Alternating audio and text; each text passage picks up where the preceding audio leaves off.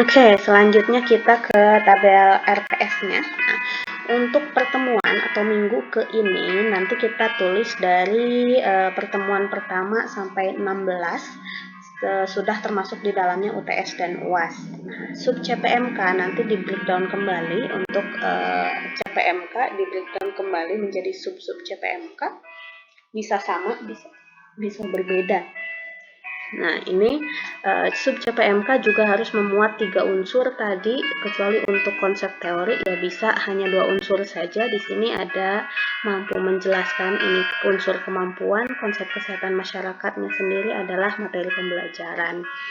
Nah, yang lainnya itu harus terdiri dari 3 unsur dengan unsur konteksnya tadi. Kemudian bahan kajian ini bisa di breakdown seperti ini, isinya apa saja sih, apa yang dipelajari tentang konsep kesehatan masyarakat, contohnya seperti itu. Kemudian bentuk dan metode pembelajaran ini bisa dilihat seperti ini saja, tapi disesuaikan dengan bahan kajian dan CPMK yang ingin dicapai. Itu. Tugas ini tadi harus ada di setiap pertemuan ya, karena tadi nih ada penugasan terstruktur di sini selain tatap muka dan belajar mandiri. Nah, tugas ini harus bisa mencerminkan, mendukung ketercapaian sub CPMK. Gitu. Tugasnya tidak harus selalu yang rumit, bervariasi, disesuaikan dengan bahan kajian. Tuh, kemudian tadi untuk mengukurnya, instrumen mengukur hasil pembelajaran kita gunakan pedoman penskoran. Nanti akan kami sediakan yang paling umum adalah rubrik penilaian presentasi, misalkan rubrik penilaian penyusunan makalah seperti itu. Itu nanti akan kami sediakan.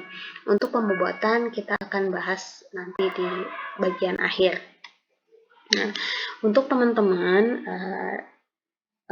kami hanya ingin menekankan, boleh kalau misalkan nanti copy paste dari contoh RPS yang kami kirimkan, akan tetapi mohon untuk dilihat kembali, jangan sampai ada embel-embel mata kuliah di contoh yang kami kirim itu masih ada di mata kuliah lain. Sebagai contoh, pengalaman belajar mahasiswa nanti studi literatur semua gitu ya. Tapi mohon diganti, disesuaikan dengan bahan kajian masing-masing gitu. Ya, jadi beberapa harus disesuaikan dengan bahan kajian. Nah, untuk slide berikutnya, ini kami ingin memperlihatkan bahwa mungkin bisa jadi satu bahan kajian itu tidak selesai dalam satu kali pertemuan, seperti ini. Jadi, ibu-ibu dan teman-teman bisa tuliskan seperti ini. Ada satu bahan kajian ini untuk 2 pertemuan. Jadi minggu kedua dan minggu ketiga contohnya. Di pertemuan kedua itu membahas tentang apa, di pertemuan ketiga membahas tentang apa. Jadi berbeda untuk bahan kajiannya, berbeda. Untuk kolom bentuk dan metode pembelajaran juga berbeda. Kenapa? Karena nanti tugasnya akan menyesuaikan dengan bahan kajian, dan estimasi waktu jelas kalau misalkan 2 pertemuan ya masing-masing seperti ini. Gitu ya, untuk yang satu bahan kajian dibagi menjadi 2 pertemuan. Ini 4, 5, 6 sama seperti tadi. Gitu ya. Kemudian, nah ini yang ingin kami perlihatkan, untuk UTS kita tempatkan di pertemuan ke-8, tidak perlu ada pembobotan di sini. Kenapa? Nanti kita akan bahas di akhir. Nah, ini pertemuan ke-10, ke-11, nah 12, ini kenapa saya tandain? Karena tadi harus ada sisipan kegiatan penelitian dan atau pengabdian kepada masyarakat gitu. Jadi ketika memungkinkan, sisipkan kegiatan-kegiatan tersebut. 14, 15, dan 16 yang terakhir adalah ujian akhir semester. Juga tidak diberikan pembobotan. Lantas bobotnya di mana? Nah, ini yang tadi dimaksud bahwa untuk pembobotan dibuat matriks penilaiannya terlebih dahulu. Ini untuk memudahkan teman-teman menentukan bobot masing-masing pertemuan.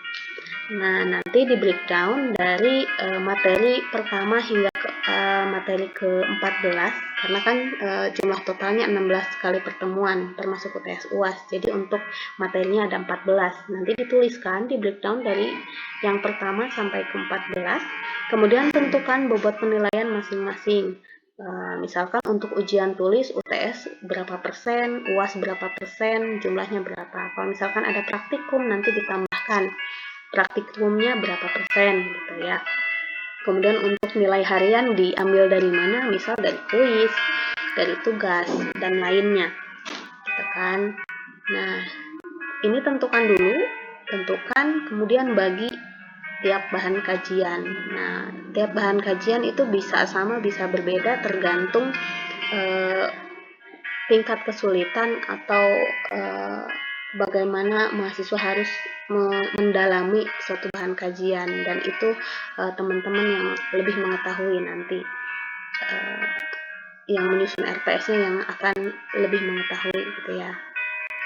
Nah, untuk kuis barangkali tidak semua ada kuisnya, boleh seperti ini kan. Nah, intinya nanti setelah ditetapkan gitu ya, dari sini dibagi. Nah, nanti masing-masing bahan kajian dihitung tuh jumlahnya berapa. Jadi totalnya segini, dan angka-angka inilah nanti yang akan dimasukkan di kolom pembobotan seperti ini. Kenapa bisa jadi 15 gitu ya? Kenapa bisa jadi 13? Nah, 13 ini pertemuan 12 dan 13 dijumlahkan jadi 13 gitu ya. Pertemuan 11 ini 8 dan seterusnya. Ini dari hasil matriks penilaian tadi. Ya, demikian yang dapat saya sampaikan. Mudah-mudahan bisa dipahami sedikit banyak, bisa membantu teman-teman dalam merevisi RPS, dan mudah-mudahan RPS yang kita kerjakan saat ini juga bisa dimanfaatkan di kegiatan-kegiatan pembelajaran untuk masa yang akan datang. Demikian, terima kasih. Wassalamualaikum warahmatullahi wabarakatuh.